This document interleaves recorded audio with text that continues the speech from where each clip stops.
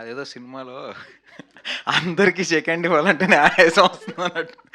But so happy to see so many people and thank you so much for this opportunity.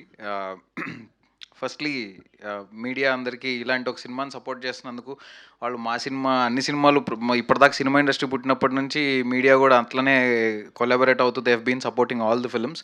వాళ్ళ support లేకుండా ఏ cinema కూడా బయటికి జనాలకు తెలియదు. సో ఇలాంటి సినిమాలు ముఖ్యంగా మీరు ఎంత పుష్ చేస్తే అవి అంత బాగా రీచ్ అవుతాయి. And I'm sure you guys will do a great job with it. So నాకు యాక్చువల్లీ ధీరజ్ గారు ఎప్పటి నుంచో ఒక 4 ఏళ్ళ నుంచి almost or more than that పరిచయం. సో ఆయనతో ఎలా ఉంటుందంటే ఒక బాయ్ ఫ్రెండ్ గర్ల్ ఫ్రెండ్ రిలేషన్షిప్లో ఉంటుంది అనమాట మా ఇద్దరిది. నేను అందరికంటే ఎక్కువ ఫోన్ కాల్స్ ఆయనతోటే మాట్లాడుతుంటా. ఒక 40 నిమిషాలు 50 నిమిషాలు అవుతుంటుంది ప్రతి కాల్. సో ఒకరోజు ఇలానే ఫోన్ చేసి ఒకసారి ఈ కథ వినమన్నారు. నేను వచ్చి విన్నాను. నాకు డైరెక్టర్ నరేట్ చేసిన విధానం చాలా చాలా నచ్చింది. సినిమాకున్న బిగ్గెస్ట్ పవర్ ఏంటంటే ఒక మినిట్లో అది ఎక్కడికైనా తీసుకెళ్ళిపోతుంది మనని. మన బ్రెయిన్లో ఎక్కడో క్లోజ్ అయిపోయిన మెమరీస్ని ఓపెన్ చేసేస్తుంది.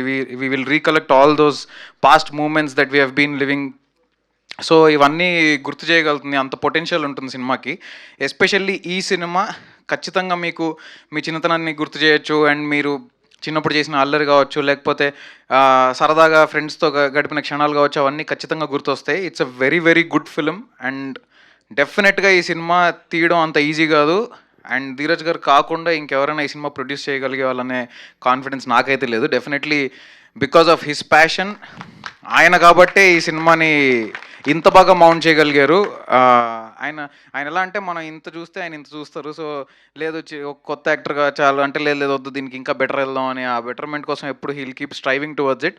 నేను కథ విన్నప్పుడు కూడా నేను ఇంతమంది నోటెడ్ ఆర్టిస్టులు ఉంటారని అసలు ఎక్స్పెక్ట్ చేయలేదు. ఆల్రెడీ పిల్లలు కూడా వీళ్ళు స్టార్సే, వాళ్ళేమి న్యూ కమర్స్ కాదు, సూపర్ స్టార్స్ వాళ్ళు.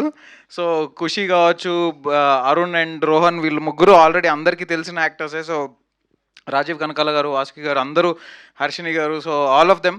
So they have done a great job అని నేను definitely it's their cup of tea already. So it will definitely be a great film. ఖచ్చితంగా మీరు అందరు ఈ సినిమా చూడాలి అని కోరుకుంటున్నా. Thank you so much. Best memory summer holidays. నాకు అమ్మమ్మ కాకుండా నానమ్మ ఇల్లు. అమ్మమ్మ ఇల్లు హైదరాబాద్లో ఉండేది. సో నానమ్మ ఇంటికి వెళ్ళేవాడిని. అక్కడ మా కజిన్స్, మా పెద్దమ్మ, అన్నయ్య వాళ్ళు ఉండేవాళ్ళు. మా అన్నయ్య వాళ్ళు బాగా చదువుకునేవాళ్ళు. కొంచెం చిన్నప్పుడు మరీ చదువు బిడ్డలు మనకంటే కొంచెం ఇలా చూసి సర్లే ఏదో ఒకటి నేర్చుకుందాం వాళ్ళ దగ్గర అనుకుని తెలియని విషయాలన్నీ తెలుసుకుంటూ ఉండేవాడిని. క్రికెట్ ఆడుకుంటూ ఉండేవాళ్ళం, అద్దాలు బాగా కొట్టేవాళ్ళం ఇలాంటివి. ఇంక అంతకంటే బాగా చాలా చూపిస్తున్నారు పాపం చదువుకునే వాళ్ళు అంట.